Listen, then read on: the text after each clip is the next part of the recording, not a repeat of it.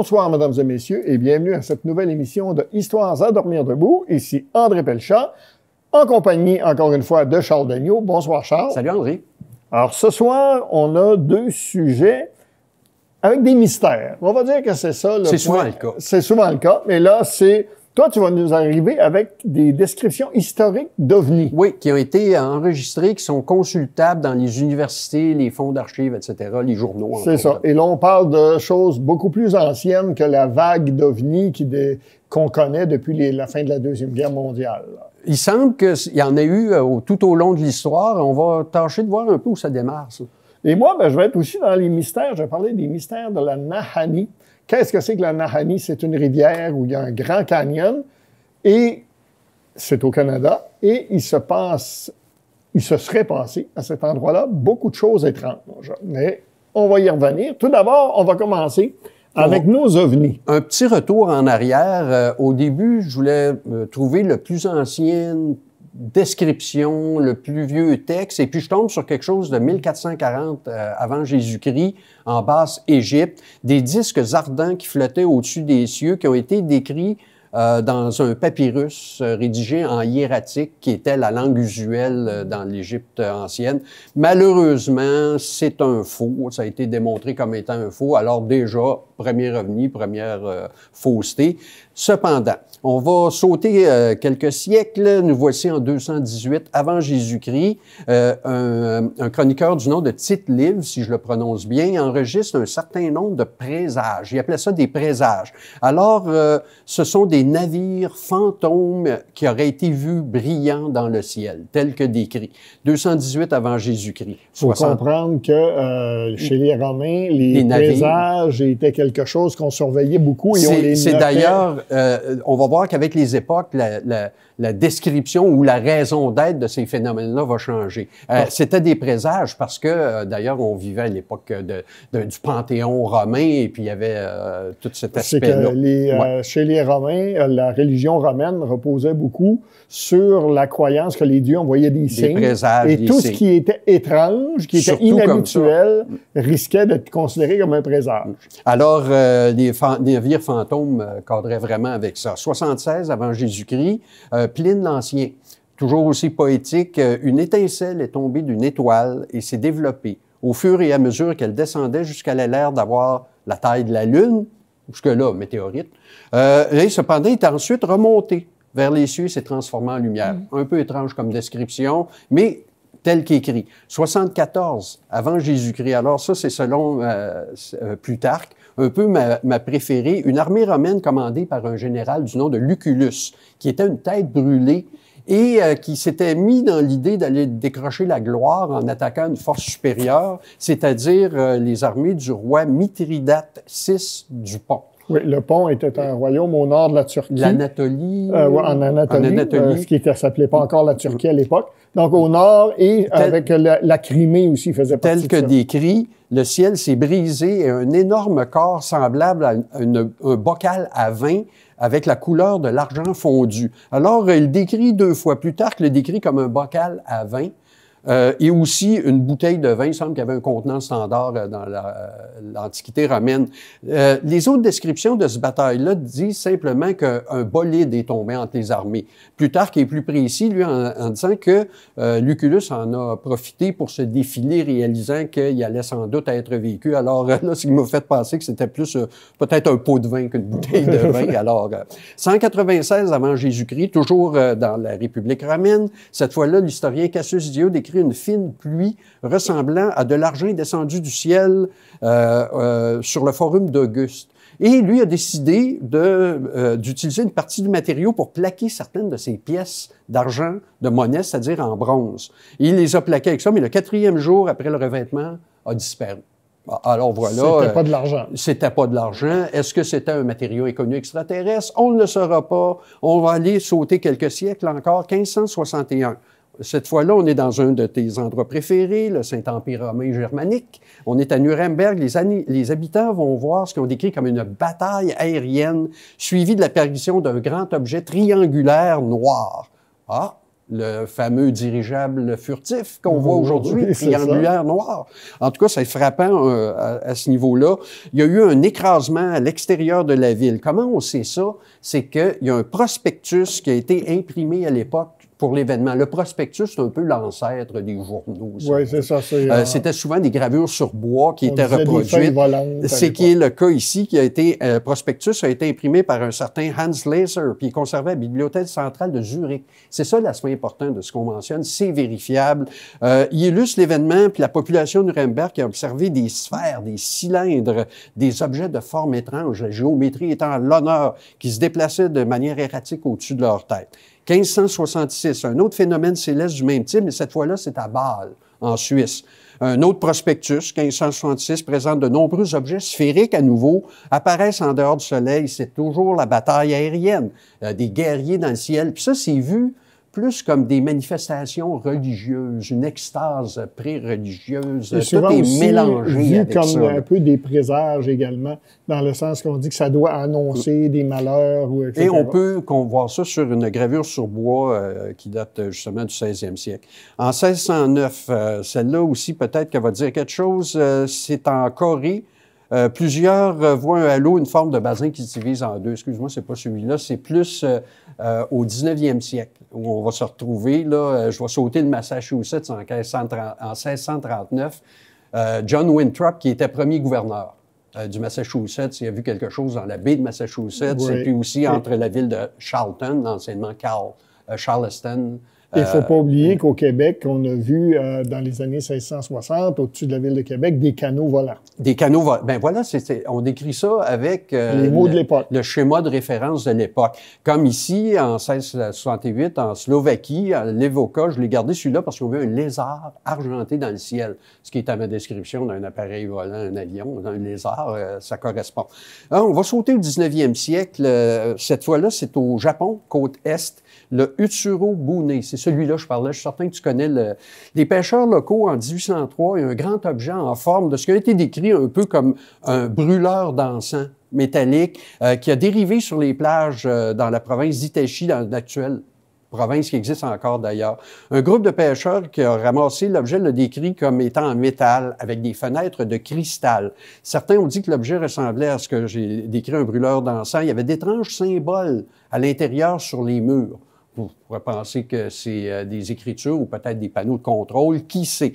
Une belle jeune femme qu'ils ont décrite comme ayant des cheveux roux, avec des rallonges blanches. Et oui, ça a été écrit comme ça, vêtue de vêtements inconnus, étrangers. Elle tenait une boîte carrée que personne n'était autorisé à toucher. Puis elle leur parlait dans une langue qu'ils n'avaient jamais entendue auparavant. Évidemment, ça semble être quelqu'un qui a été exilé de son pays. C'est d'ailleurs la conclusion à laquelle le vieux du village est arrivé, que c'était une princesse d'un pays inconnu qui a été mariée de force avec un monarque ou un autre prince, qui l'a trompé avec son amant. L'amant a été exécuté, elle a été exilée, et voilà. Qu'est-ce qu'on refait? On la remet dans son chaume. On la remet à la mer. C'est à peu près ça que je trouve le plus étonnant dans l'histoire. Une fois avoir connu l'histoire, ils vont la remettre à la mer. Il faut dire qu'à l'époque, au Japon, le Japon était complètement fermé à l'étranger. Aucun étranger pouvait entrer au Japon. Donc, c'était un phénomène en sortir. Surtout les cheveux roux. C'est ça. De complexion pâle. Et en plus, qu'ils aient dit que c'était une langue qu'ils ne comprenaient pas, c'est compréhensible parce qu'ils devaient ne jamais entendre d'autres langues que le japonais. La boîte carrée qu'elle tenait contenait la tête de son amant. C'est pour ça que personne ne devait y toucher.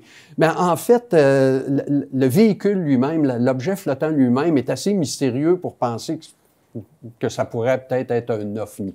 Là, on va continuer toujours au 19e siècle, un autre sujet qu'on a déjà abordé, des dirigeables mystérieux aux États-Unis. Ça s'est passé sur une longue période, entre le 30 novembre 1896, ça s'est poursuivi jusqu'en 1897. Ça a commencé en novembre. Des engins non identifiés se sont mis à survoler la Californie. Les gens voyaient dans le ciel des vives lueurs, des objets qui étaient souvent cachés par les nuages, mais qui ont été écrits comme des aéronefs. À l'époque, il existait des ballons à air chaud qui avait déjà été employé, mais il n'existait pas de dirigeable. Il y avait eu C'était des simplement une fiction. Il y avait eu des expériences. Des expériences, mais il n'y en a aucun qui marchait. Aux États-Unis, il n'y en avait pas aucun qui était capable de faire les performances dont il est question là-dedans. C'est ça. Puis là, ben, ça s'est poursuivi de Sacramento, Oakland, San Francisco. Comme le 17, le San Francisco Call raconte que le ciel était couvert de nuages et puis que les dirigeables naviguaient à basse altitude. Certains observateurs ont entendu des voix humaines chantant en chœur depuis les aéronefs. Ça, c'est ce qu'on voit là au 19e siècle. C'est Jules Verne, c'est H.G. Wells, c'est des inventeurs qui... ça fait penser au roman de Jules Verne, Robur le Conquérant. Exactement. D'ailleurs, le thème revient parce que il y a des affabulateurs qui vont sortir. Là, il y a eu certains atterrissages, il y a eu une tentative d'enlèvement dans des villes du Middle West, entre autres. Et puis, il y a supposément un dirigeable qui aurait atterri puis il aurait été gardé par 3 hommes qui disent qu'il y avait une avarie et que c'était l'invention d'un génial. C'est une possibilité. En fait, on était à l'époque du développement justement des aéronefs, donc qu'est-ce qui nous empêcherait de croire qu'il y avait un savant prestigieux Et il y en a beaucoup d'autres, là. On pourrait se rendre jusqu'au 19e siècle, mais comme toujours, on est limité par le temps. Alors, je vais terminer ça ici et je vais te confier la deuxième histoire. Moi, je vais parler d'un endroit peu connu.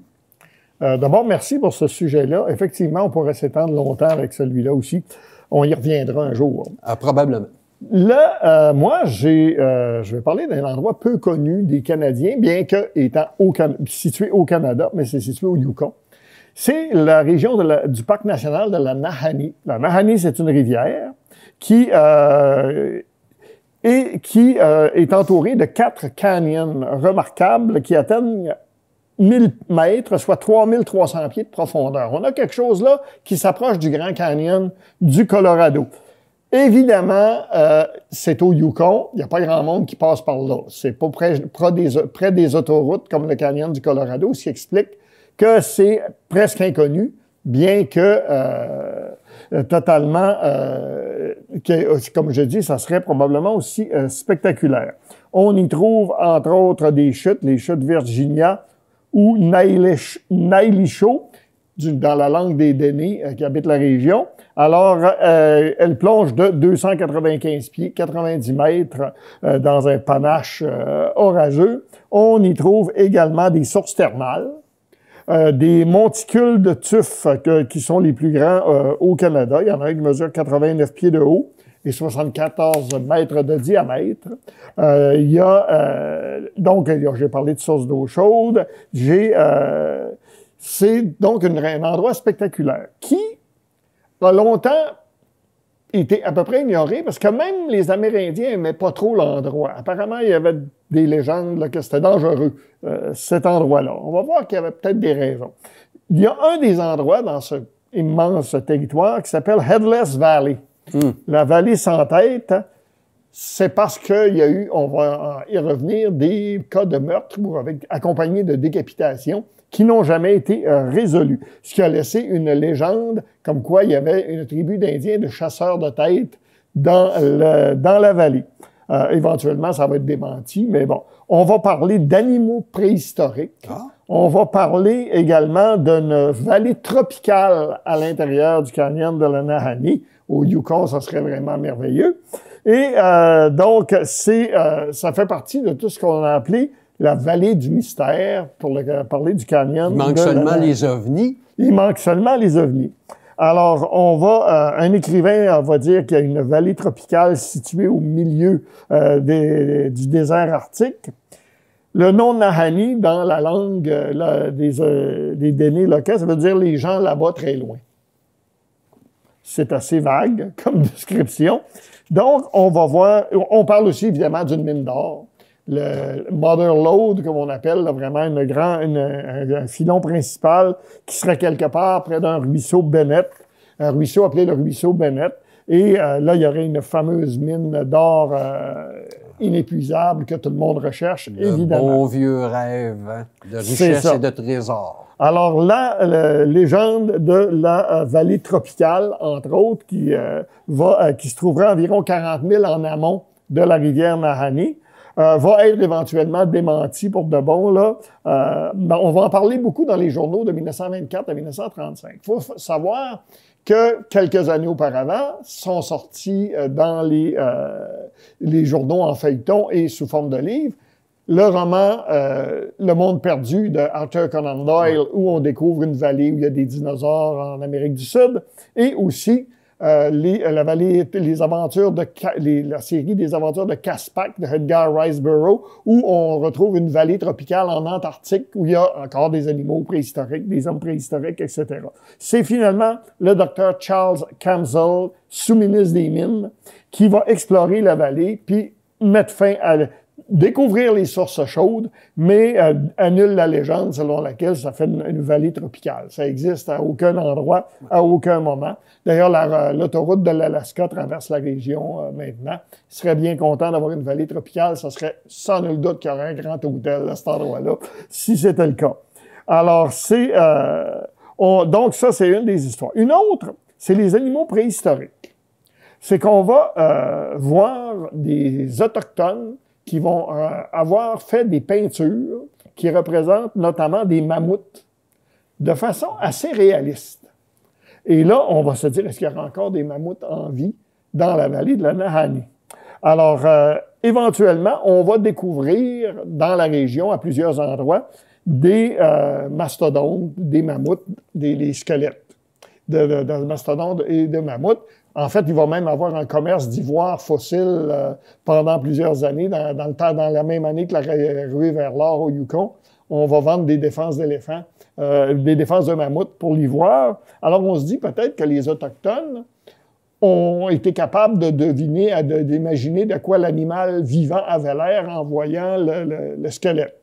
Peut-être tradition orale aussi, qui c'est l'autre possibilité. À 10 000 ans et plus. C'est ça, c'est l'autre possibilité, parce qu'effectivement, on a trouvé à plusieurs endroits en Amérique du Nord des traditions orales qui paraissent se référer aux mammouths. Notamment chez les Inuits, de la région de Charlevoix, il y avait la tradition d'un animal qui se serait disparu, qui se serait appelé le grand élan, qui était plus grand que tous les autres et qui avait une main au bout sur la tête, ce qui fait beaucoup penser à une trompe, effectivement, d'éléphant.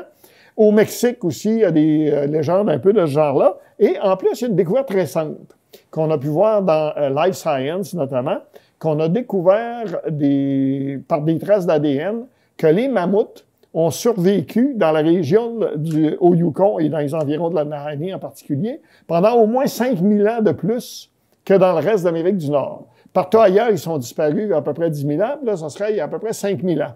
Donc, à l'époque, on construisait les pyramides d'Égypte, là, à peu près. Donc, c'est possible que la tradition orale se soit maintenue. Puis les meurtres et mutilations dont tu as fait mention. Ça, on va y arriver. C'est qu'effectivement, on a trouvé, à un moment donné, c'est à l'époque de la ruée vers l'or que ça a commencé, des chercheurs d'or qui allaient dans la région de la Nahanni pour chercher le fameux filon qui n'a jamais été découvert et qui ont été assassinés. Effectivement, on a trouvé leur corps décapité. Ça n'a jamais été résolu. C'est ça qui a donné les légendes qu'il y avait une tribu d'Indiens chasseurs de têtes à l'intérieur de la vallée. Les Autochtones des environs semblaient vouloir accréditer cette histoire-là, mais on se demande si c'était pas tout simplement pour tenir les prospecteurs loin de ce qui était aussi un excellent terrain de chasse. Alors, on se dit que c'est peut-être... mais ça n'a pas, le mystère n'a pas été résolu. Il y a eu des suspects qui n'étaient pas toujours des Autochtones. Des fois, c'était d'autres prospecteurs, mais on n'a rien trouvé. On a vu aussi, à la fin des années 20, plus précisément en 1928, le millionnaire montréalais, Harry Snyder, qui avait fait sa fortune dans le pétrole, qui décide de faire un grand voyage d'exploration dans la Nahanni il va par avion. 1928, c'était donc des gros moyens, là. Et il s'amène un bateau et il va prendre des films de la région, des photos, et il va travailler, passer sur la rivière, il est vraiment équipé. Il est avec lui un certain McLeod, qui est un chasseur reconnu qui connaissait bien le coin. Non, là, je me trompe. McLeod, lui, au printemps 1905, il aurait trouvé de l'or près de la fameuse ruisseau Bennett. Et donc, et il a perdu en voulant ramener son or, il a chaviré et il a perdu toutes ses échantillons. C'est toujours comme ça. Oui, ça finit toujours comme ça. Et là, il a organisé une autre expédition pour aller retourner sur lieu et on ne les a jamais revus. Ah. Et 3 ans plus tard, après une longue recherche, le frère d'un des membres de l'expédition a trouvé les squelettes de Willie et de son frère dans un endroit qui s'appelle Deadman's Valley, vallée de la mort. Ils avaient été abattus et ils étaient enroulés dans leur couverte. Leur partenaire s'appelait Ware, c'était un ingénieur, il n'a jamais été retrouvé. Un autre, Martin Jorgensen, un prospecteur du Yukon, qui va connaître une histoire à peu près semblable en 1917. Il avait lui aussi apparemment trouvé de l'or et sa cabane a été brûlée au sol et lui-même abattu par arme à feu, apparemment d'une certaine distance. Et tout ce qu'on a retrouvé, c'est son squelette décapité. Ah, lui était décapité. Lui était décapité, pas de traces d'or. Alors, il y a aussi un pêcheur, un Yukon Fisher, qui était hors-la-loi, recherché par la GRC, qui s'était sauvé dans la vallée de la Nahanni et n'a jamais été retrouvé vivant. Mais on a trouvé ses os en 1927, dans le même coin de la rivière Bennett. Et la GRC a enquêté sur 5 morts qu'il y avait eu dans une cabine et on s'est aperçu que la cabine qui avait été brûlée. Et on s'est aperçu que on a pensé que c'était peut-être un problème de four au gaz, mais semble-t-il que ça ne fonctionne pas totalement comme théorie. D'autres sont morts. La majorité de ceux qui sont morts dans la région de la Nahanni n'ont jamais été retrouvés. Il y a aussi l'histoire d'une jeune femme, Annie Laferté, qui était avec l'expédition de monsieur, qui a été avec une des expéditions de monsieur McLeod. Elle aussi a disparu avec l'expédition, mais il y a une histoire, une petite épilogue à ça, c'est qu'un Amérindien, quelques années plus tard, a dit avoir vu une femme nue courir en montant une colline dans le coin. Et là, il l'a perdu de vue, et c'est ça, on l'a jamais retrouvé. Est-ce que c'était Annie Laferté? Qui venait de Montréal, comme le millionnaire qui avait fait la première expédition, Harry Snyder. Et Annie Laferté, donc, certains écrivent son nom comme Lafferty. Ce que moi, j'ai essayé de voir, c'est si je trouvais une référence à cette... On dit qu'elle était de Montréal. Donc, j'ai essayé de voir si dans les journaux montréalais, on trouvait une référence à une Annie Laferté ou Lafferty qui serait disparue dans ces années-là. Il me semble qu'un événement comme ça arrive, on va en parler dans les journaux. Aucune trace. Ça me ferait même me demander si elle avait donné son vrai nom. Et sinon, pourquoi pas? Pourquoi avait-elle donné son faux nom? Alors, un faux nom. Donc, en gros, c'est ça, des histoires, des mystères de la Nahanni. Ce qui me frappe, c'est que l'aspect trésor, chercheur d'or, qui est assez récurrent dans ce genre d'histoire-là. Partout où il y a eu un mystère, il y a un trésor d'impliqué. Et d'ailleurs, ces trésors-là, au cours des années, ont le don de prendre de l'ampleur, ces histoires-là, qu'on pense seulement à Oak Island, dont toi, tu avais parlé il y a bien des années, alors que c'était pratiquement inconnu. On l'aurait peut-être vu dans le Reader's Digest. C'est là que ça a tout commencé, d'ailleurs. Oui, c'est ça. Moi, c'est la première référence que j'en avais eue. Et voilà. Puis aujourd'hui, ben, c'est une production de History Channel qui était des millions de dollars, puis qui se poursuit. Ils sont rendus à quoi, la 7e ou 8e saison. Ils sont en train de presser le citron du trésor. En fait, au maximum. C'est là le trésor. Au train où ça va, ils font tellement de trous dans l'île qu'on peut se demander si l'île ne va pas, à un moment donné, couler ou se faire inonder, s'effondrer sur elle-même. Enfin, bref, c'est ça un peu nos deux sujets pour ce soir. On a donc 2 histoires de mystère, comment dirais-je? Profond, oui, c'est ça. Le canyon de la Nahanni, entre autres, c'est assez fascinant. Et ça aussi, il n'y a pas de doute que si on était aux États-Unis, on aurait déjà plusieurs films qui tourneraient autour de ça. Ça a du potentiel incroyable quand on pense chasseurs de tête, mines d'or, animaux préhistoriques, vallée tropicale. Écoutez, et même une jeune fille nue qui court en montagne. Que demander de plus? Scène d'Hollywood typique. Ah, voilà. Donc, voilà, c'est l'histoire des mystères de la Nahanni. Il nous reste un petit peu de temps. Peut-être qu'on pourrait revenir un petit peu à ton sujet sur les ovnis et parler du fameux de cet incident à Aurora. Aurora, exactement. C'est tout le monde a entendu parler aujourd'hui de Roswell au Nouveau-Mexique. C'est une histoire qui fait le tour du monde depuis des années. C'est arrivé, en fait, depuis les années 1948, si ma mémoire est bonne.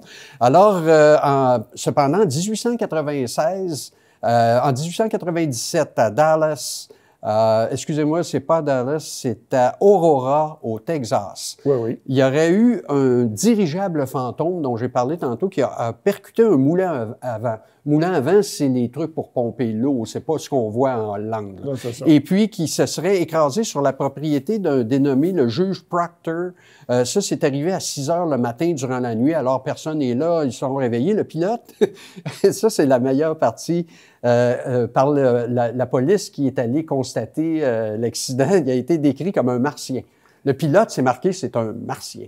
Il connaissait c'était quoi les martiens. C'est ça. Moi, j'ai lu d'ailleurs qu'il y avait un officier des transmissions de l'armée américaine qui l'avait identifié, comme un martien. Comment un officier des transmissions de l'armée américaine en 1898 sait de quoi a l'air un martien? Rapidement, pour conclure le tout, ils n'ont rien trouvé de mieux à faire qu'enterrer, évidemment avec les rites chrétiens, le martien en question, placer les débris de l'engin, qui aurait pu être une connaissance, dans la tombe, et ils se sont débarrassés du reste au fond d'un puits, et l'histoire a été enterrée là. Mais ça serait peut-être un canular donné de oui, ça aurait été pour faire parler de la ville d'Aurora parce que le chemin de fer avait décidé de pas passer. Il y avait eu des tragédies au niveau des récoltes de coton qui avaient été détruites, des bâtiments, plusieurs morts. Même la rougeole est apparue. Alors, on va être obligé de s'arrêter. Voilà, là. Et donc, c'est tout le temps qu'on a. Alors, mesdames et messieurs, ici André Pelchat en compagnie de Charles Daigneault. Et on vous dit au revoir et à la semaine prochaine.